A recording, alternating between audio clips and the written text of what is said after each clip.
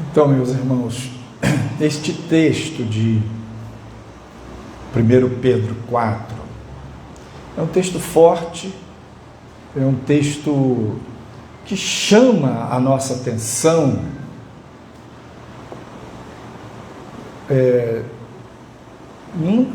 começa falando para a gente se armar, né? Paulo fala lá em Efésios sobre as armaduras de Deus, e aqui Pedro fala para a gente se armar com um pensamento, se armar com uma atitude mental, um modo de ver. É a gente se armar em relação ao sofrimento, porque Jesus, nosso Senhor, sofreu, e Ele não tinha pecado, sofreu por nós. E Pedro fala, vocês precisam se armar, sabendo que sofrimento faz parte da vida.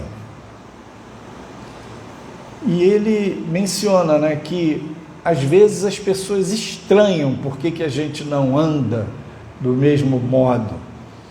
E quando a gente andava de uma forma bebedeira, festividade sem limite, promiscuidade, essas coisas assim, as pessoas não estranhavam tanto. Quando o cristão para de andar nesses caminhos loucos, muita gente que era da turma estranha e começa a criticar. E Pedro diz, olha, se você sofre porque você está sendo perseguido por causa de Cristo, tudo bem, não se abale por isso. Saiba que a glória do Senhor repousa sobre você. Agora, preste atenção, se você sofre porque você mata, rouba, engana, mente, faz fofoca, isso daí você não pode botar na conta de que porque é cristão. Tem aquele princípio, né, do bumerangue, né, aquela arma do aborígene australiano, que ele joga e ela vai rodando e volta. Nos relacionamentos, na vida, esse princípio da semeadura e da colheita, ele prevalece. E Pedro diz, o fim de todas as coisas está próximo. Para a gente ser sensato, disciplinado na nossa vida de oração. E para a gente amar, sobre todas as coisas, amar uns aos outros, porque o amor cobre uma multidão de pecados. E para a gente exercer cada um o seu dom. Pense bem, você tem um dom. Deus te deu qualidades.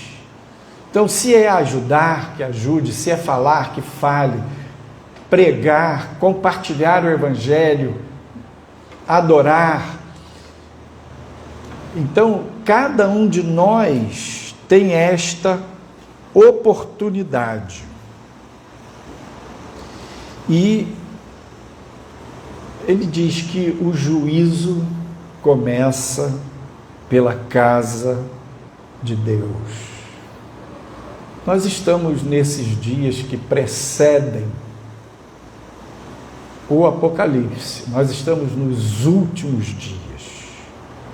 Ele diz aqui, o fim de todas as coisas está próximo, no verso 7. E isso há quase 2000 anos atrás, que dirá hoje, né? Então, tem muita gente aí no mundo, gente rica, que está construindo mansões com subterrâneos, com bunkers, com provisão de alimento, de água, para ficar lá meses, anos. E as pessoas estão se preparando para isso, para o Apocalipse no nível físico. E Pedro fala para a gente se preparar espiritualmente. Como é que você se prepara para a volta de Jesus? Limpando a sua vida.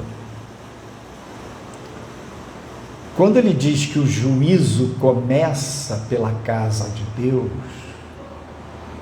virá um juízo sobre o mundo, virá um juízo de Deus sobre a terra. Noé, aquelas décadas, alguns falam que Noé trabalhou durante 80 anos, outros 100, 120 anos, construindo aquela arca com seus filhos. Aquilo era uma preparação, aquilo era o símbolo de uma fé que persiste mesmo diante da degradação à sua volta. Então, quando ele diz que o juízo, o julgamento começa pela casa de Deus, Deus vai permitir que as coisas que estão escondidas apareçam. Deus fala com você, Ele ilumina você, Ele lhe mostra o que Ele quer tocar, curar, limpar na sua vida, para preparar você para o encontro com Ele. E nós temos a capacidade de ouvir, de entender Deus falando com a gente. Mas também temos livre-arbítrio. Temos a capacidade de dar ouvidos ou não. E quando a gente ouve, a gente presta atenção, a gente aprende. Quando a gente aprende, a gente pode mudar, né? É aquele conjunto da pregação de Jesus que dizia: arrependei-vos e convertei-vos. Então a gente reconhece, enxerga ali um problema, começa a pedir socorro a Deus para não cair naquilo de novo, não tropeçar novamente, não funcionar daquela maneira. Então a gente vai pedindo socorro a Deus para a mudança, o convertei-vos. E é neste sentido que Pedro está falando, para a gente se armar nossa mente, armar nossa vida, pensar que esta atitude diante da vida, que o sofrimento faz parte, é como uma arma para o cristão. Nos dias do Novo Testamento, Paulo escreveu para as igrejas que estavam no pensamento grego. Dominava politicamente, militarmente, economicamente o Império Romano, e a cultura que dominava era a cultura grega. Tanto que o idioma que o Novo Testamento foi escrito foi o grego. Era a língua universal ali. E nos dias do Novo Testamento, duas filosofias gregas tinham uma forte influência. Eram os epicureus e os estoicos, o estoicismo e o epicurismo. Epícuro era um grego que viveu 300 anos antes de Cristo, e a doutrina dele era: vamos desenvolver uma vida simples, prestar atenção nas coisas, e ele não cria que a alma existisse depois da morte, Então, a felicidade, o sentido da vida era ser feliz aqui na terra, harmonizar a vida na terra, viver e curtir a vida e ter prazer nas coisas da vida moderadamente, equilibrando os prazeres. Essa era uma simplificação da doutrina do Epícoro. E os estoicos foi fundada por Zenão, e esse cara, ele era um mercador, e ele estava fazendo um transporte de carga para Creta, e o navio dele afundou e ele perdeu tudo. E ele chegou lá na ilha e começou a travar contato lá com o pensamento grego e desenvolveu lá essa doutrina do estoicismo, que tinha uma ideia de procurar equilibrar as coisas, percebendo a natureza, entrando em harmonia com a natureza e desenvolvendo uma atitude de ética. Esse já cria que Deus e na vida depois da morte. Só que ele acreditava que Deus era uma crença panteísta. Tipo assim, Deus era o somatório de todo o universo, tudo ele estava presente. Então era uma noção de Deus imanente. O Deus imanente seria o quê? É Deus revelado na criação. O cristianismo, a gente crê que o nosso Deus, ele está revelado na criação como obra dele. Mas ele não é a criação. Ele transcende a criação. Ele é. Antes que tudo existisse, eu sou.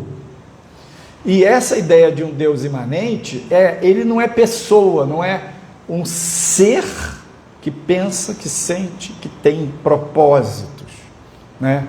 Então, os epicureus cuidavam de ter uma vida também equilibrada, disciplinada, mas não tinha noção da salvação. Nós cristãos somos discípulos de Jesus de Nazaré. Você não foi chamado para ser discípulo de João Batista. João Batista era um profeta, vestia vestes de pelos de camelo, comia mel silvestre, gafanhotos, vivia no deserto. Então ele tinha uma vida muito disciplinada, muito restritiva. Ele era, digamos assim, o predecessor de Jesus, o último profeta da antiga aliança. Você não foi chamado para ser discípulo de João. Jesus, nosso Senhor, homem santo, perfeito, justo, manso e humilde de coração, andava no meio do povo, tocava as pessoas, curava, comia e bebia. Chegou a ser acusado de comilão e beberrão. Por quê? Jesus celebrava a vida.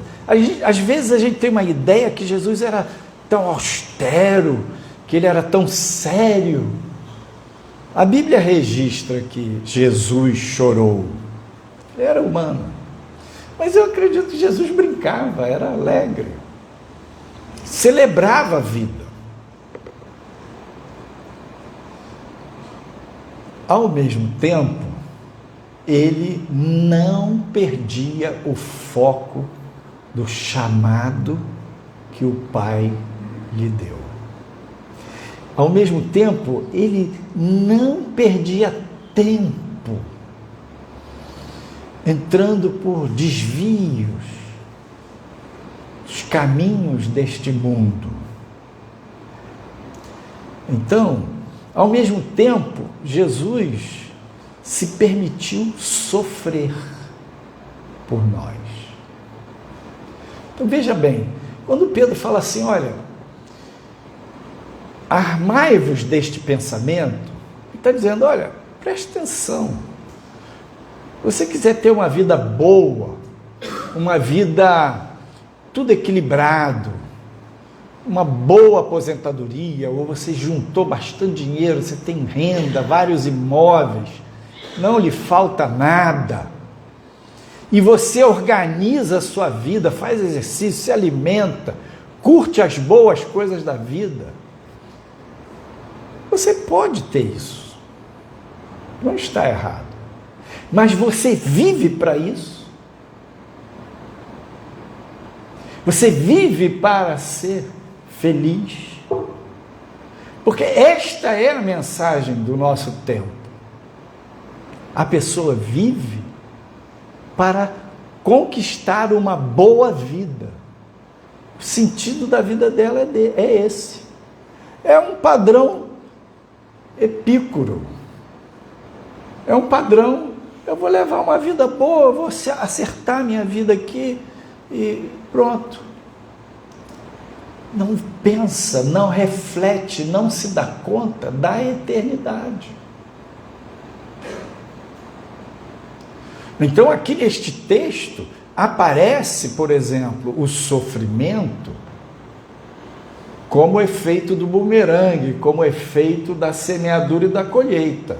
Ele diz, não, vocês não devem sofrer porque fazem as coisas erradas. Não é esse tipo de sofrimento que ele está falando. Ele está falando, faz parte da vida o sofrimento para fazer as coisas certas, para andar no caminho certo. A pessoa sofre para conquistar, por exemplo, uma condição financeira. É lícito? É lícito. Mas se esta é a única meta desta pessoa, ela está pobre. Que a vida não se resume nisso. Ela está no padrão dos epicureus. Então, é proibido ao cristão ter uma vida boa? Não. Mas se a sua vida é só para isso,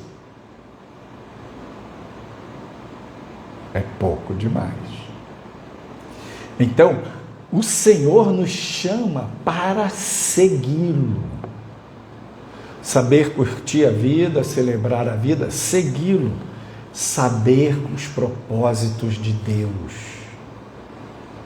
Segui-lo, servir ao Senhor, servir uns aos outros, colocar os nossos dons em funcionamento, semear as boas sementes de fazer a obra de Deus.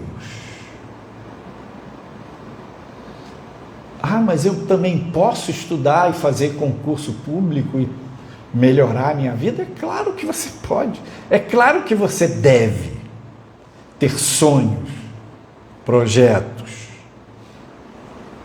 mas saber que tudo na vida passa. Então, Pedro não está dizendo, armai-vos com este pensamento, dizendo para a gente buscar o sofrimento. Ele não está falando isso. Para a gente semear sementes ruins e colher maus frutos. Ele não está falando isso. Ele está dizendo, olha, você é discípulo de Jesus. O seu Senhor sofreu. O seu Senhor passou por apertos. E ele não tinha pecado. E Pedro relaciona aqui o nosso sofrimento com a vitória, a luta contra o pecado. E este é um dos desafios para a gente se preparar para a volta do Senhor. Sabe por quê, irmãos? Tudo o que está encoberto, tudo, virá à luz. Imagina que lá, você entra no céu, Passou raspando, mas entrou. Misericórdia. Vai aparecer tudo no telão do céu. Ai, pastor. Vai. Não é para humilhar, não é simplesmente para detonar você, é para limpar você, purificar. As suas obras vão aparecer, é para galardoar você. No céu nós tememos o Senhor, que andamos, que servimos, que buscamos, passaremos no tribunal de Cristo. Não é para condenação, é para trazer a cada um as bênçãos, as recompensas de Deus, segundo as suas obras. Já falei para vocês, a salvação é pela graça, única e exclusivamente a graça de Jesus, sua morte expiatória, o sangue derramado, a ressurreição, por meio da fé. Mas o galardão é pelas obras. Então, o preço que você paga para buscar o Senhor, o preço que você paga para investir sua vida, treinar, focar, disciplinar, desenvolver sua vida espiritual, desenvolver seus dons, esse é um preço. Tem sofrimento, claro. Você estabelece prioridades, óbvio. Você abandona determinadas coisas. Você larga determinadas práticas para seguir o seu mestre. E aí, você sabe que o Senhor vai lhe trazer a vitória e a bênção total.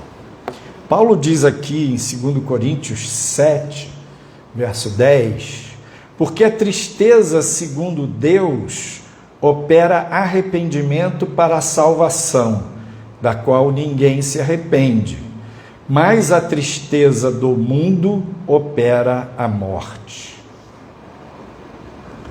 Então, existe o sofrimento, existe a tristeza, que é segundo o mundo, e não leva a nada. Mas a tristeza e o sofrimento no reino faz você reciclar, transformar, processar sua vida de uma tal maneira. Já contei para vocês que o inimigo, muitas vezes, ele tenta perturbar você para você desistir do caminho de Jesus. Mas quanto mais ele bate, mais você cresce no Senhor, quanto mais ele assola a sua vida, mais você busca Jesus, lá para as tantas, ele descobre que não adianta bater. Que você entrou nesse caminho de aprendizado com Deus, de Romanos 8, 28, você entrou nessa sintonia em que todas as coisas cooperam para o seu bem, porque você se rende ao Senhor e você o busca em todas as circunstâncias. O inimigo vê que não adianta mais bater. Você é um discípulo, você é uma discípula do Senhor e não tem nenhuma área da sua vida que você não esteja ouvindo, aprendendo, caminhando, crescendo. Ele aí para de bater, porque sabe que é mais fácil ele enredar seus pés e levar você para um padrão epicureu de acomodação, abanando você, do que criando circunstâncias difíceis, porque você está na vibe, você está na pilha de caminhar com Deus. O sofrimento já não é mais um problema na sua vida. Eu vivo para escapar do sofrimento. Não, eu vivo para encontrar com o meu Senhor, onde quer que eu vá. Amém. Eu vivo para aprender com o meu Senhor o que quer que aconteça na minha vida. Não vivo para escapar do sofrimento. também não vivo para cultivar sofrimento. Eu vivo para cultivar um relacionamento vivo com o Deus vivo. Então, quando você entra nesse ritmo, porque Deus é bom, gente. A misericórdia dele dura para sempre. Ele é benigno, maravilhoso, generoso. Deus é bom, é abençoador. Quando você recebe as bênçãos dele, você não arrancou a bênção da mão dele, porque convenceu, porque você creu, e ele é bom, e ele quer abençoar você. Mas óbvio que ele não quer que você fique embriagado com as bênçãos.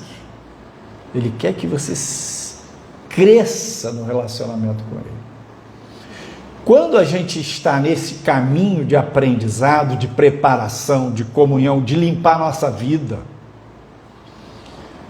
e ele fala e a gente aprende, a gente entra num aprendizado que eu chamo de baixo custo. Ninguém te falou nada, Deus falou com você, isso aqui não me agrada. Ele tocou em alguma coisa e mostrou para você. E você atentou, deu ouvidos, obedeceu. Então você aprendeu, você ouviu e praticou. Agora, quando ele fala, e ele sempre fala com a gente, sempre, eu ouço, mas faço ouvidos moucos, não atento, não presto atenção àquilo que ele me fala, eu vou andando pela vida e as matérias, as cadeiras, os créditos da faculdade da vida vão acumulando. Não quero saber. Aquela área ali, reserva de mercado, aquilo ali é meu, Deus não entra na minha vida naquela área ali, que eu separei, que eu não deixo ele tocar. Vai acumulando. E ele vai falando de outra maneira. Primeiro ele fala para você, ele ilumina, você leu, ouviu alguma coisa, ele fala. Você deu ouvidos, beleza. Aprendizado de alta qualidade e baixo custo. Mas quando você não ouve, vai acumulando, ele permite que as circunstâncias pressionem você. Ou a semeadura da sua atitude virão os maus frutos. E aquilo vai pressionando você para mudar. Porque você tem os paradoxos, você tem as contradições, como todo ser humano. Senhor, o que eu mais desejo é te buscar, o que eu mais quero é te amar, o que eu mais desejo é te servir, o que eu mais quero é crescer na tua graça e no teu conhecimento. Mas ao mesmo tempo eu tenho meus apegos malucos, doentios, neuróticos, infantis. E não largo. Então a gente fica com essas duas inclinações. Então Pedro fala, você se arma. Você quer seguir, você quer crescer? Fala, pense, o sofrimento faz parte da minha vida. Eu vou abrir mão desse negócio, desse apego que me atrasa a caminhada espiritual, que me afasta do meu Senhor. Eu vou abrir mão. E aí, quando você ouve e aprende, baixo custo, alta qualidade. Quando você não ouve e aprende na pancada, é alto custo e tende a ser de baixa qualidade. Ou seja, se você só aprende batendo com a cara no poste, é um discípulo 4,99, passou raspando, tirou 5, tá bom, passou. Mas sua vida se empobrece. Então,